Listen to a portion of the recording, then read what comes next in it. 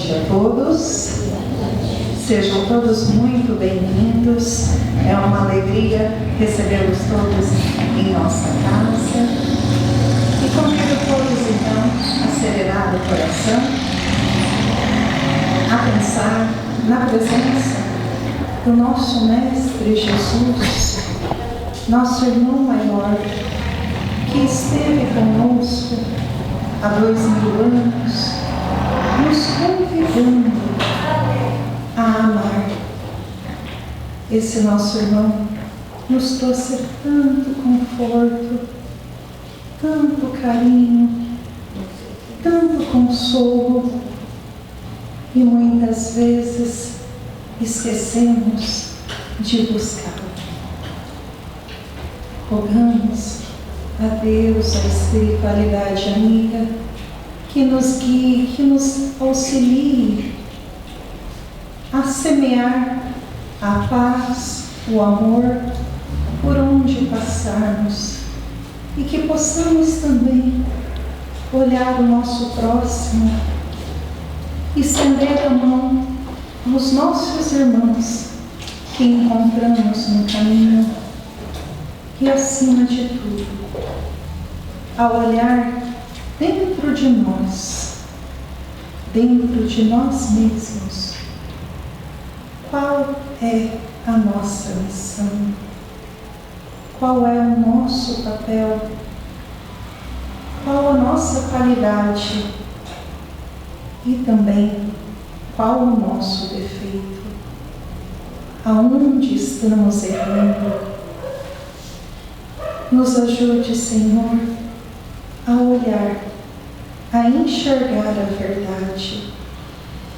E então, para que possamos, então, refletir a sua luz. Mas nos ensina, Senhor, também a perdoar aqueles que eu ofendi, aqueles que eu julguei. Me ensina, Senhor.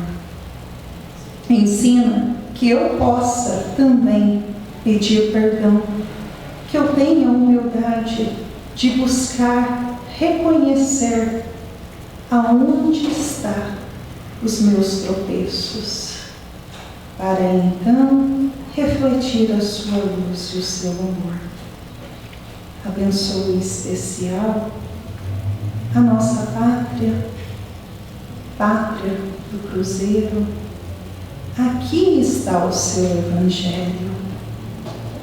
Que possamos despertar, mas que os governantes também, todos os homens que estão no poder, seja no poder da presidência, seja do direito, seja no poder de uma chefia, de uma escola, do lar, de onde for, que todos possam lembrar sempre do compromisso assumido com a espiritualidade amiga para o nosso progresso moral, para melhorar, que todos nós possamos escutar a voz da consciência e semear o bem, principalmente estes que carregam os cargos, principalmente nós, quando estamos no trânsito ou julgando, que possamos, Senhor. Também rogamos a Tua luz, a Sua proteção aos nossos irmãos que estão doentes, todos aqueles que estão distantes da Tua luz, do Teu Evangelho, que estão em aflição, que todos possam receber a Sua presença, confortando, alegrando, hoje e sempre. Hoje nós temos na nossa casa o Renato é do Centro Espírita Caminho de Damasco, em Londrina, e ele vai trazer para a gente um pouquinho mais sobre o Evangelho e a música.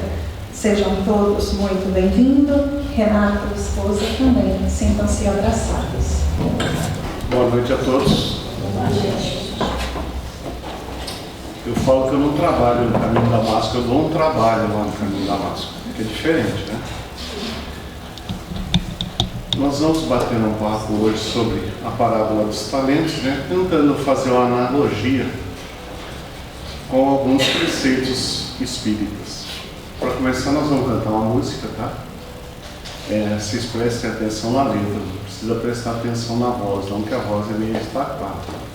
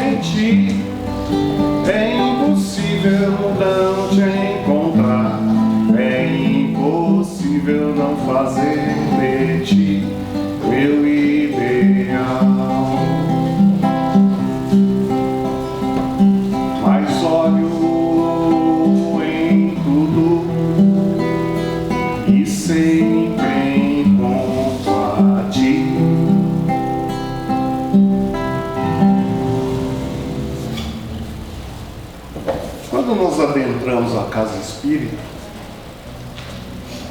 ou nos dizemos simpatizantes do espiritismo, ou espiritualista, né? Ou espiritista, não sabemos o termo certo, que cada um se julga, né?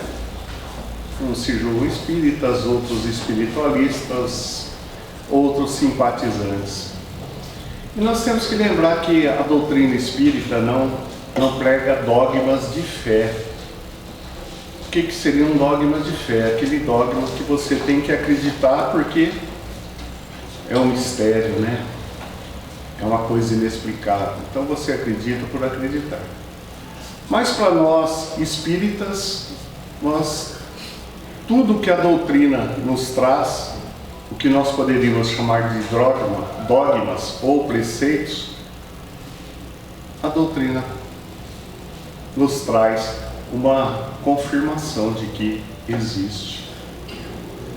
E dentre esses termos, existem 5 itens que o espírita, ele acredita, ele tem certeza que isso acontece. Eu sei que vocês são estudiosos, bastante estudiosos, e eu vou perguntar para vocês, quais são esses 5 preceitos? Podem responder sem tumulto, sem briga, né? Um de cada vez, que nem na escola, né? Na escola a gente se esconde para responder as coisas, né? O primeiro é essa música que eu cantei, que é a existência de Deus. O espírito acredita na existência de Deus. Correto? Concorda comigo? Sim. E na existência do espírito? Também? Fomos criados simples e ignorantes, mas na existência do espírito nós acreditamos nisso. E ontem eu vi uma frase tão bonita, né, que eu achei de uma colocação perfeita, né? Hoje nós não temos um corpo com um espírito, mas um espírito com um corpo, que é diferente, não é? O espírito precede a matéria, então é um espírito que possui um corpo, não um corpo que possui um espírito. Então já sabemos dois: existência de Deus, existência do espírito. 3. Nascemos simples e ignorantes, nos é dada N oportunidades, N encarnações. Encarnação quer dizer estar na carne. Reencarnação, estar várias vezes, né? Então nós acreditamos em Deus, na existência do Espírito e na reencarnação. Já são 3. 4. Comunicação entre espíritos. Comunicação entre os mundos, entre o mundo encarnado com o mundo desencarnado, que é o que acontece nas nossas reuniões mediúnicas, né? E em tantas outras situações. 4. E o 5º é a pluralidade dos mundos habitados. Nós não podemos acreditar que existe vida só na Terra. Como o Monteiro Lobato faz uma analogia, né? Se você for num pé de goiaba, aquele pé de goiaba carregado de goiaba, aí você vai lá pegar aquela goiaba bonita, dá uma mordida nela, tem um bichinho dentro da goiaba. Aí você acha que é só aquela goiaba que está com bicho, né? Provavelmente todas as goiabas têm. E essa analogia que ele faz aqui, que o pé de goiaba seria o nosso grande universo, e as goiabas seriam os mundos, né? Os planetas, né? E todos eles seriam habitados, de acordo, cada um com a sua particularidade, é claro, né? Então são 5 itens que nós temos: Deus, existência do Espírito, reencarnação, comunicabilidade entre os mundos e pluralidade dos mundos habitados. Tá, tem beleza. Mas nossos irmãos das religiões afrodescendentes também acreditam nisso. Eles também acreditam em todos esses itens que nós estamos falando. Qual a diferença? É que nós somos seguidores de Jesus. Jesus é o nosso modelo e é a quem nós devemos seguir. Mas nós vamos nos atentar hoje, né, à palavra reencarnação. E junto com essa reencarnação nós vamos fazer, para tentar fazer um paralelo com a parábola dos talentos.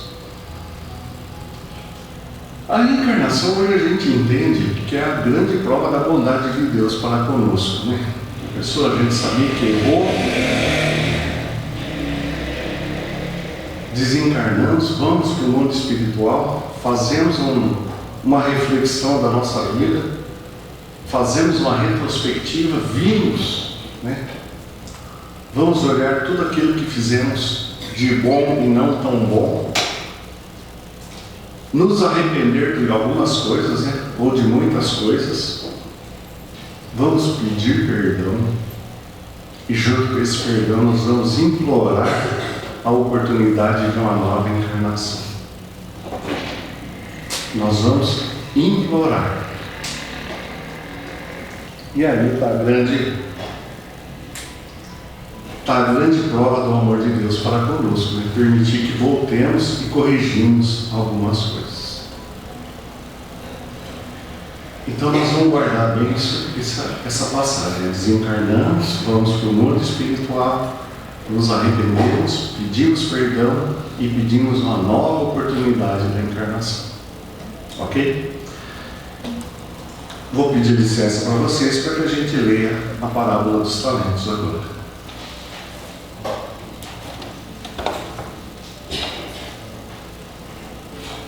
A gente vai chegando a uma certa idade, a letra vai ficando pequena. Eu não sei se a letra é pequena ou o braço é curto.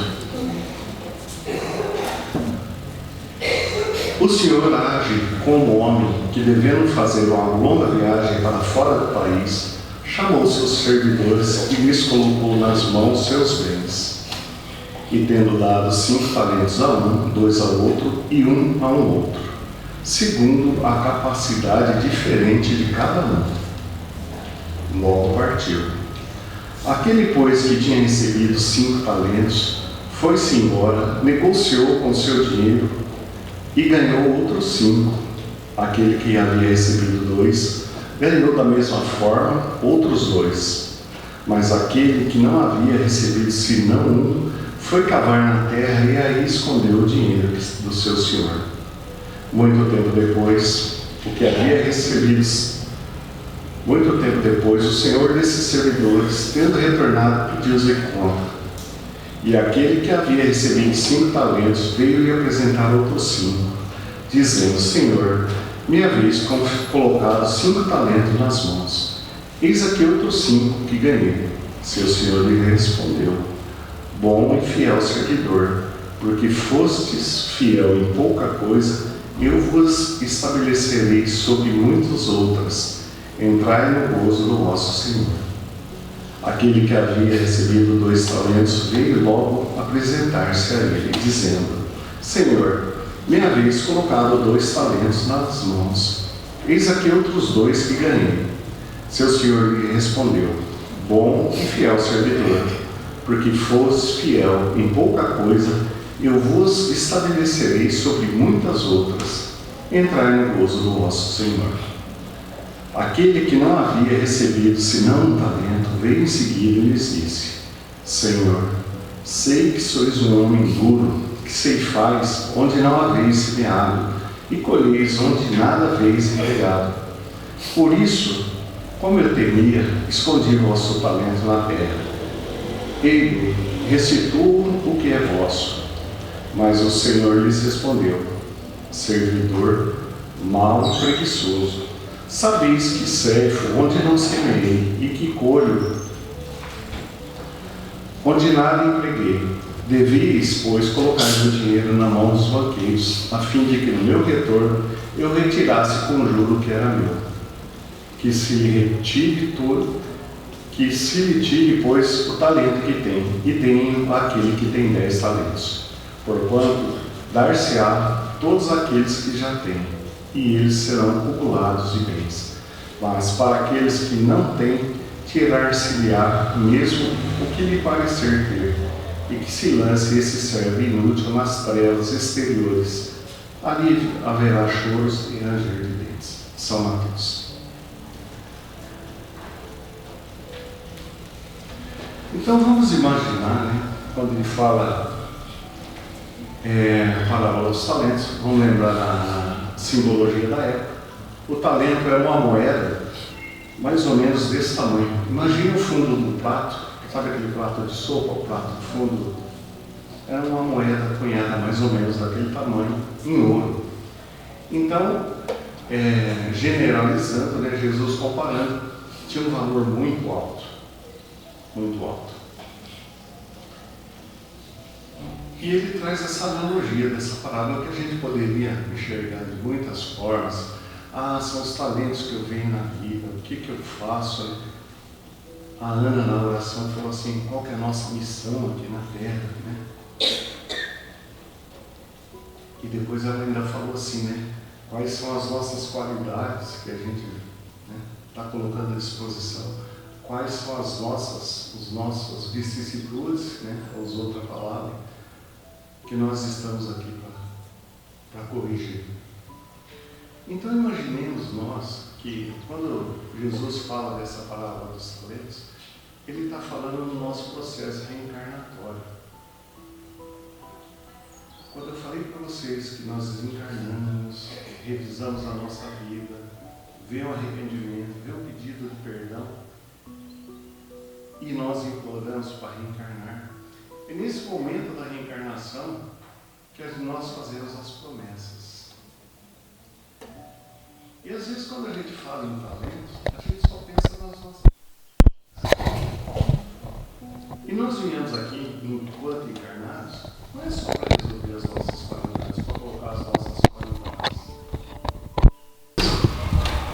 Só que a gente tem que lembrar que só tem um caminho para a nossa evolução.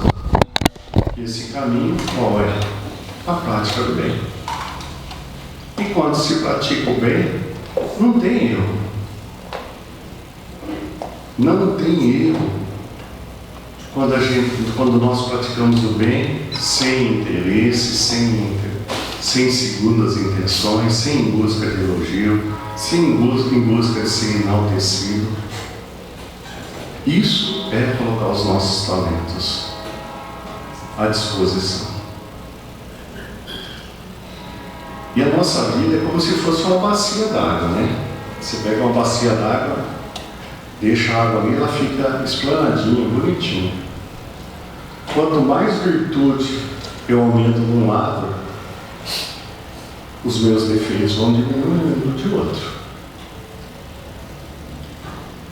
Então nós temos que nos preocupar no nosso dia a dia mesmo,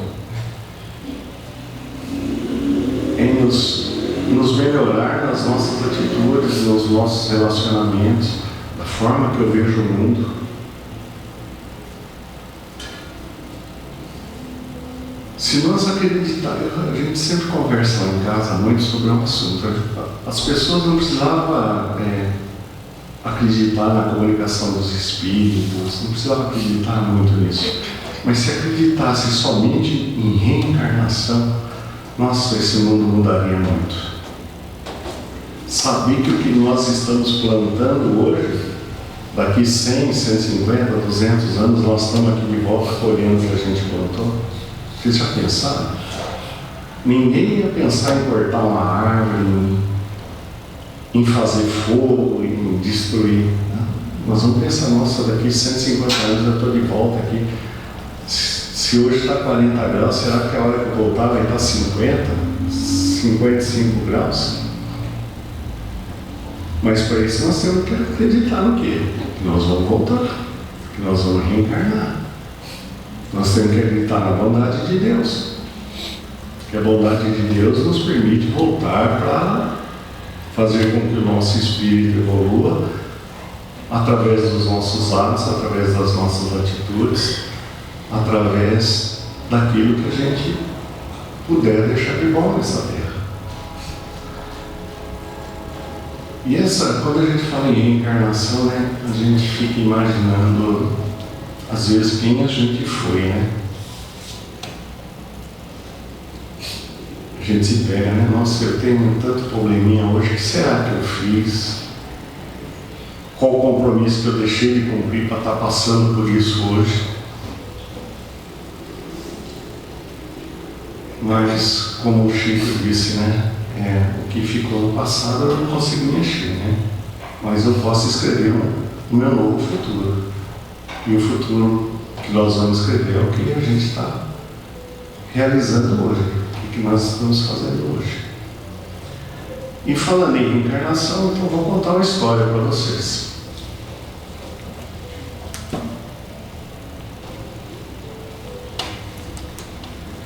Vocês já ouviram falar de Alarico I?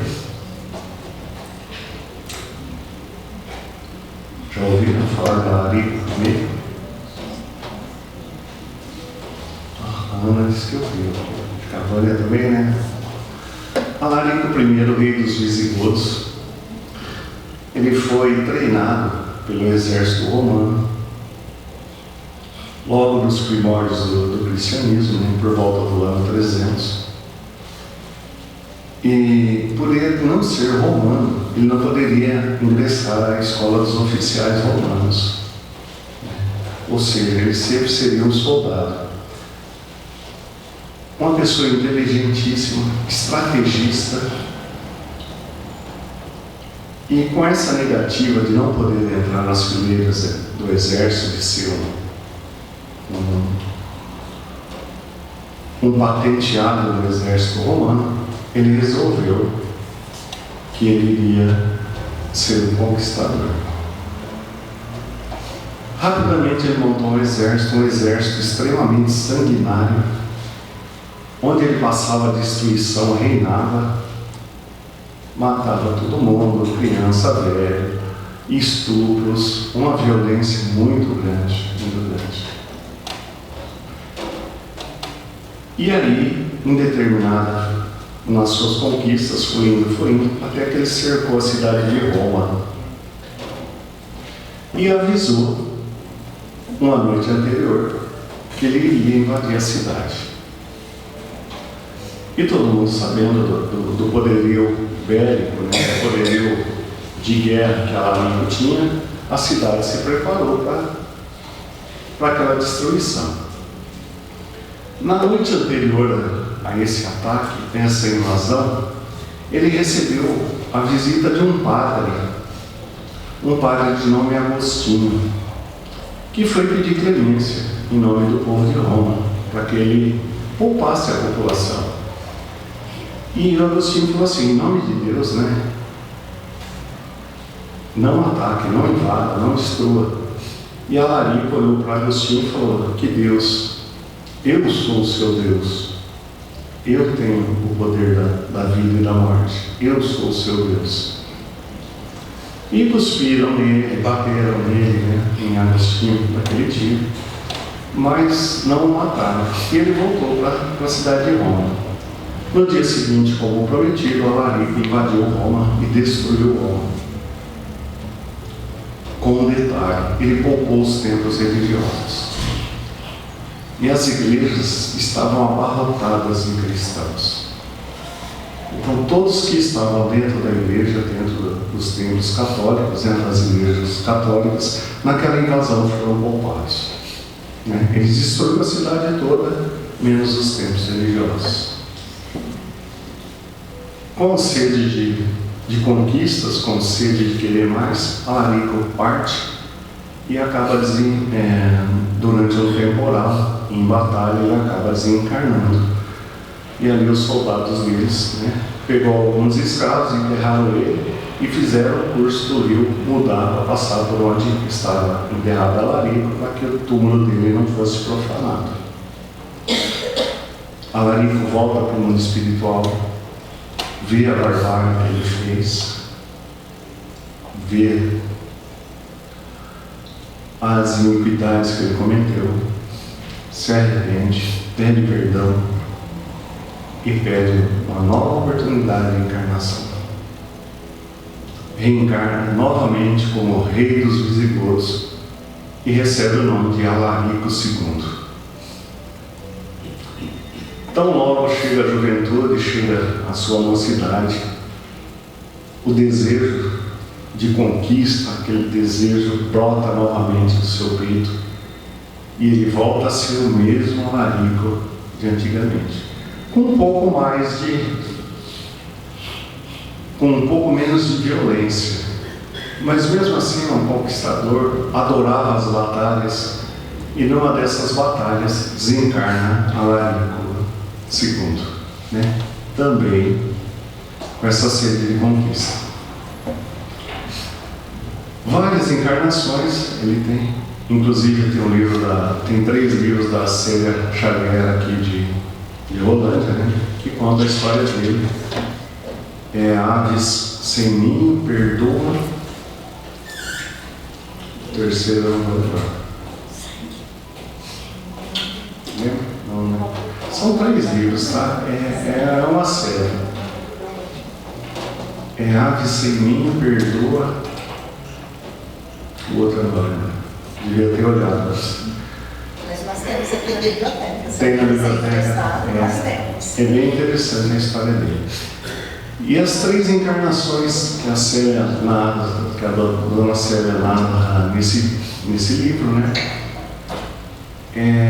Ele está ligado à Igreja Católica.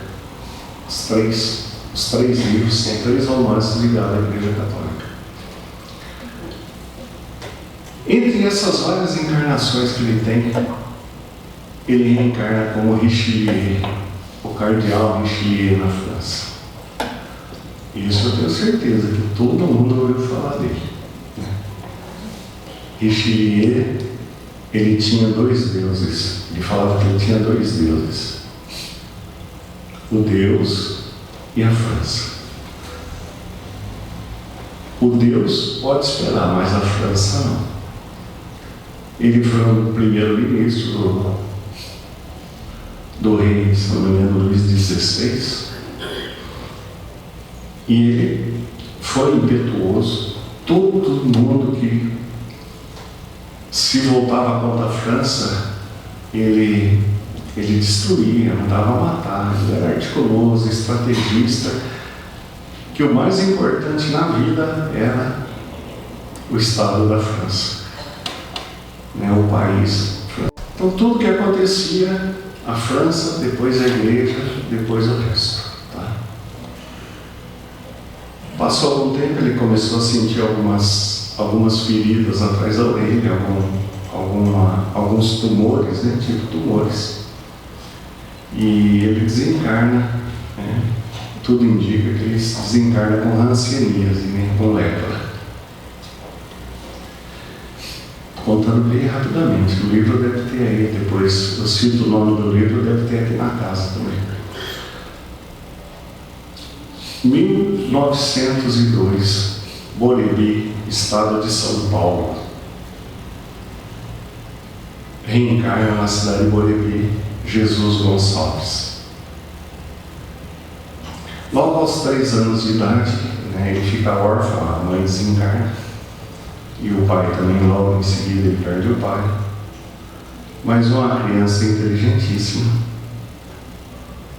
Aos 7 anos, né, eles mudam para a cidade de Agudos.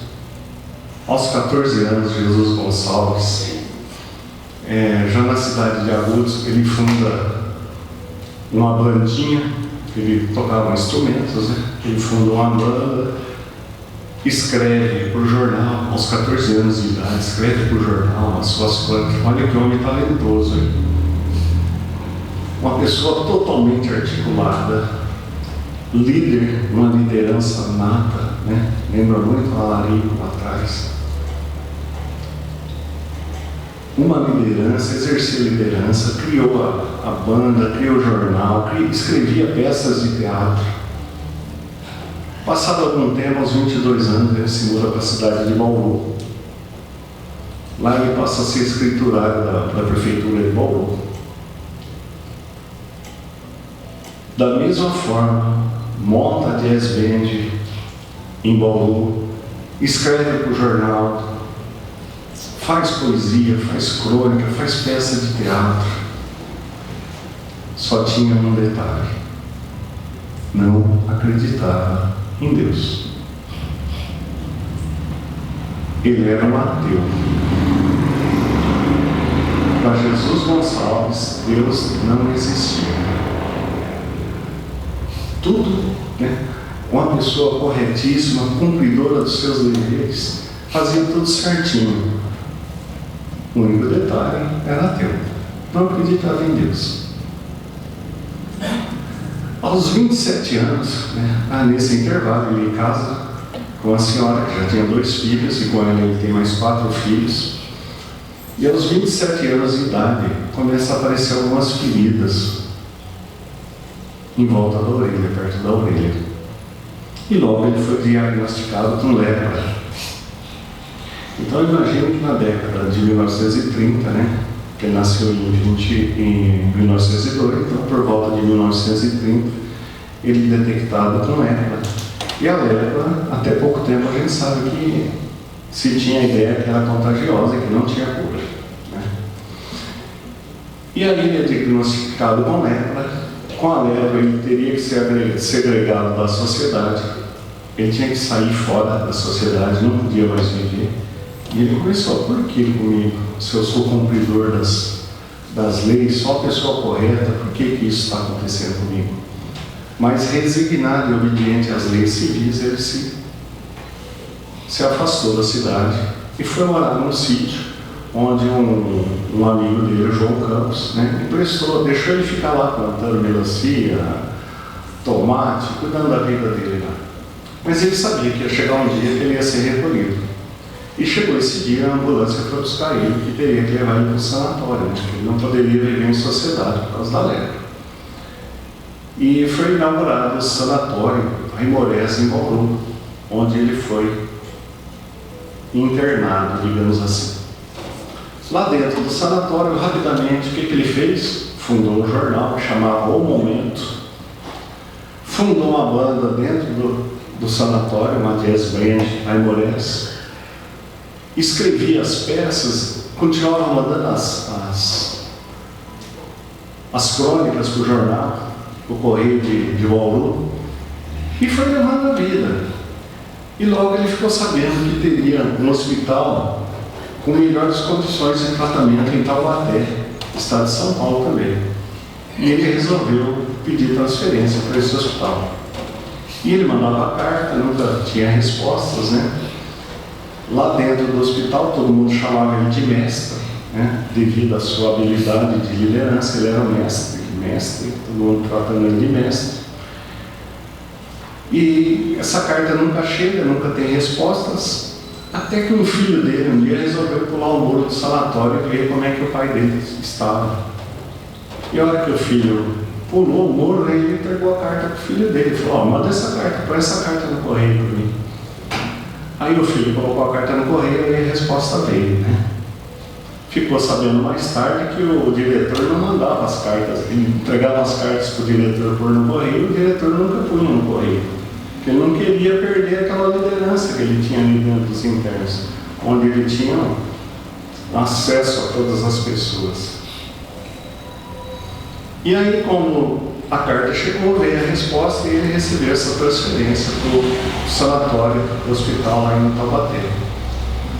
Durante a sua transferência, no meio do caminho, ele teve fortes dores e ele teve uma crise muito forte, né, devido aos remédios.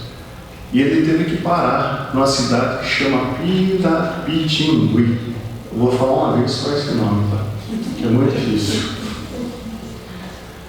Ele parou lá em Pirapitingui, no hospital, que também cuidava de leprosos.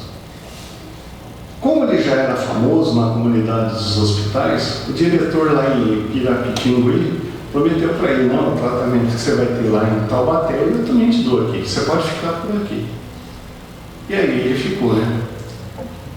Nessa época ele já estava viúvo, a esposa dele, a primeira, já tinha desencarnado, e ele resolve, né, ficar lá em Pirapitingui, e lá dentro, da mesma forma que ele fazia em outros lugares, montou time de futebol, montou um jornal, montou peças de teatro, escrevia as crônicas, escrevia as peças, fundou uma rádio dentro do sanatório e foi fazendo tudo isso aí.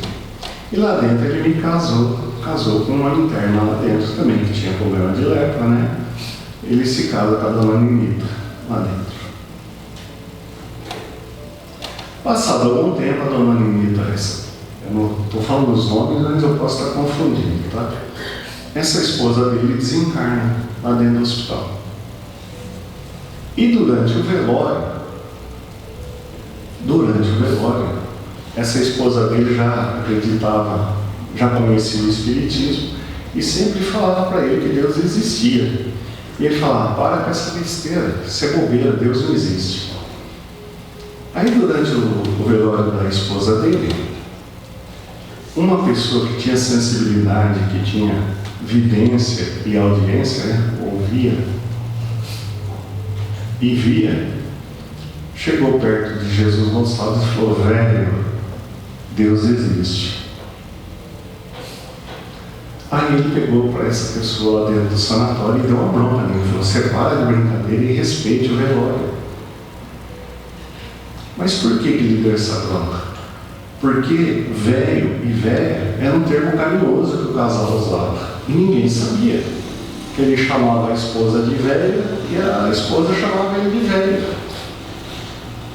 E essa pessoa veio falar para ele: velho, Deus existe. Aquilo ali acendeu uma pequena chamazinha na cabeça dele, né? Mas passou ali, volta a lembrar, ele era ateu, hein, gente? Passava um tempo, ele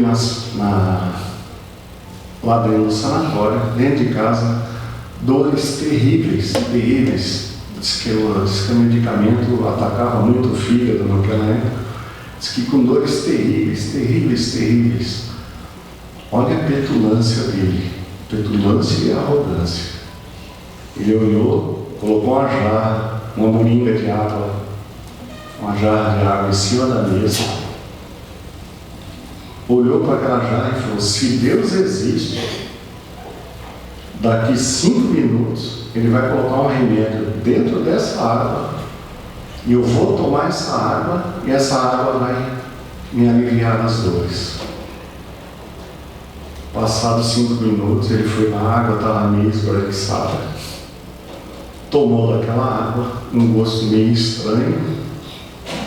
Chamou um amigo dele e falou: toma essa água. Ele também tomou aquela água, também achou um gosto estranho.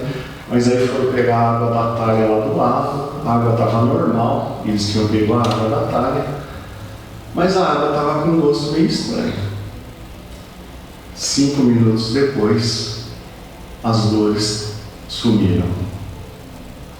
Conta a história que ele teve, alguns desarranjos, mas as dores sumiram.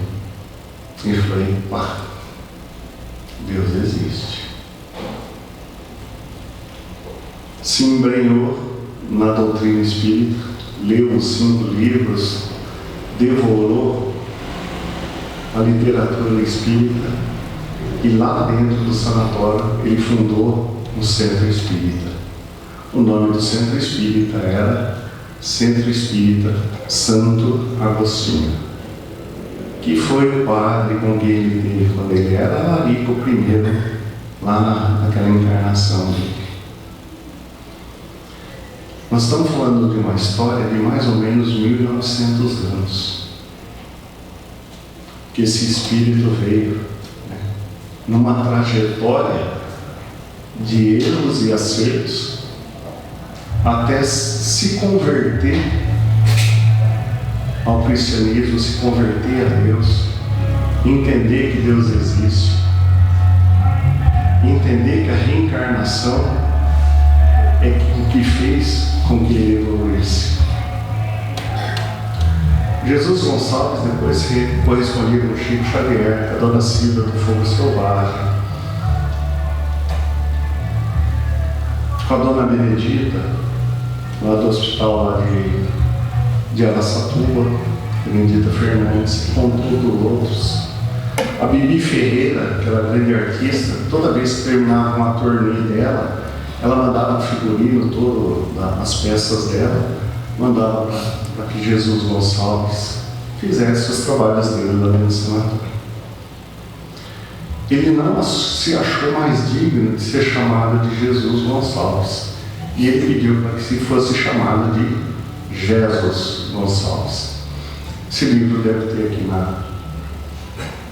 na livraria, a história de Jesus Gonçalves. Um livrinho bem rápido de ler, uma literatura até gostosa de ler. Mas a gente conta isso para quê? Para entender que ele tinha um talento de liderança de 1800 anos para vir brotar em terras brasileiras depois de 1800 anos, praticamente. E foi um talento que ele enterrou várias gerações. Ele vinha enterrando. Recebia e enterrava, recebia e enterrava, recebia e enterrava. Até vir o despertar da consciência dele nessa última encarnação. Chico diz que no desencarne dele havia muita luz, muito brilho durante o seu desencarne. Foi recebido por inúmeros espíritos, a quem ele ajudou enquanto encarnado nessa última encarnação. E a analogia que a gente faz então com a parábola dos talentos, com a reencarnação, é essa, né? Quando nós entramos nessa terra, nós entramos com os talentos. E quando nós sairmos dela, nós vamos apresentar esses talentos. Apresentar para a nossa consciência, apresentar para a espiritualidade, e nós vamos mostrar o que a gente fez com eles. Se eu usei com a prática do bem, se eu usei com a prática com uma coisa não tão boa, ou se simplesmente eu abafei ela. Mas lembrando que dentro da bondade de Deus, dentro do amor que Ele tem para conosco, nos será permitido encarnar quantas vezes forem necessárias, até que nós nos tornemos espíritos puros. E lembrando que Jesus é o nosso porto seguro em tudo. Na dúvida, perguntemos, né? Se Jesus estivesse no meu lugar, o que Ele faria? Aí vem cada resposta difícil, gente do céu. Mas geralmente são as respostas que vai fazer com que nós tenhamos a consciência bem tranquila. Bem tranquila. Porque nós não podemos esquecer que a gente vive num mundo de provas e expiações, né? Ou nós estamos em provações ou nós estamos em expiação. Ah, mas em missão nós estamos? Claro que estamos também. Estamos na missão de fazer com que o nosso espírito evolua. E isso depende de cada um. Isso depende unicamente de nós mesmos. Né? E nós só fazemos com que o nosso espírito evolua praticando bem. E praticar o bem, a necessidade de termos os nossos relacionamentos. Qual relacionamento que eu tenho? Os relacionamentos que eu tenho com os meus pais, com os nossos cônjuges, com os nossos filhos, o nosso relacionamento profissional, o nosso relacionamento social, o nosso relacionamento dentro da casa espírita.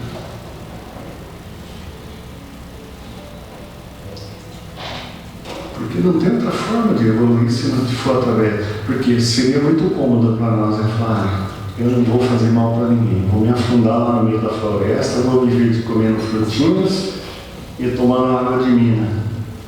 Mas e daí? Eu estou pegando meu talento e enterrando. Nós só vamos fazer com que esses talentos produzam efeito através dos nossos relacionamentos, né? Através das nossas gratidões, da nossa paciência, da nossa fraternidade, né? E lembrando sempre, novamente, né? Jesus é o nosso porto seguro em tudo. Miremos nele, né? Que com certeza nós vamos ser um dia espíritos puros, né? Espíritos felizes. Era essa mensagem que a gente queria deixar para você, né? Para que a gente não enterre a nossa vida, né? Não enterre as nossas oportunidades, né? Que acontece todo dia, toda hora. Eu acho que acontece uma coisa com você, né? Às vezes você chega num lugar e nem conhece a pessoa vem assim e começa a contar a vida dela inteirinha para você. E você olhando no relógio, você diz, meu Pai do céu, eu tenho tempo, né? E a pessoa quer contar, né? Olha que oportunidade às vezes a gente perde, né? De ouvir as pessoas. Parece uma coisa simples, né? Mas nesse mundo corrido nosso, hoje é tão difícil quem para para ouvir. Quem para para ouvir, quem para conversar. Às vezes a gente encontra pessoas aí da terceira idade, os mais idosos, né? Com aquela necessidade de falar e a gente às vezes não tem aquela paciência de ficar 2 minutinhos ouvindo aquela história, que você já ouviu 300 vezes, repete de novo. Mas isso é tão importante para ela quanto para a gente, né? E é dessa forma que a gente vai colocando os nossos talentos à disposição, né? Sabendo ser grato à vida Grato aos espíritos que nos acompanham, aos nossos protetores e principalmente a Deus, né, que nos dá a oportunidade de sempre corrigir aquilo que nós não fizemos de legal. Obrigado pela oportunidade. Vocês estão acostumados a ouvir o Dulce Gonçalves aqui, né, bem afinadinho, de vez em quando tem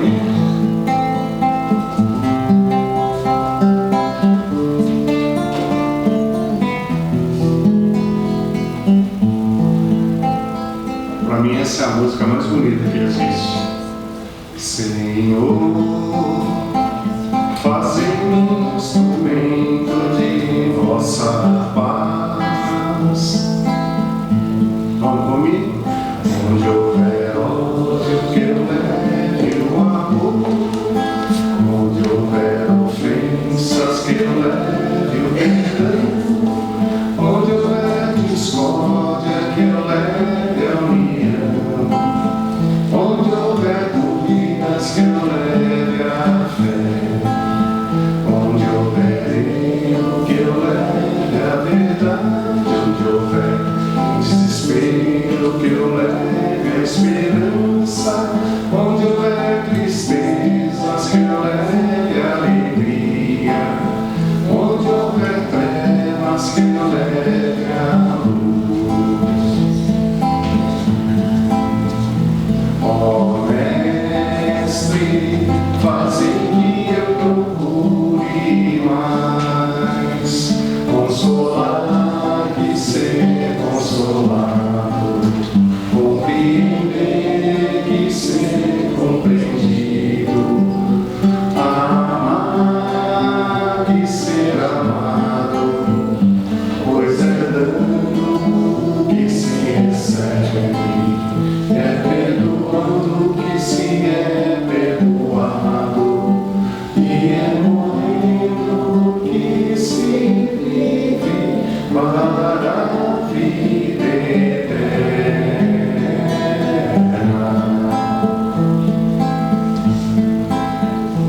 Ó Mestre, fazei que eu procure mais consolar que ser consolado, compreender que ser compreendido, amar que ser amado, pois é dando que se recebe, é perdoando que se é perdoado, e é morrendo que se vive para a vida eterna.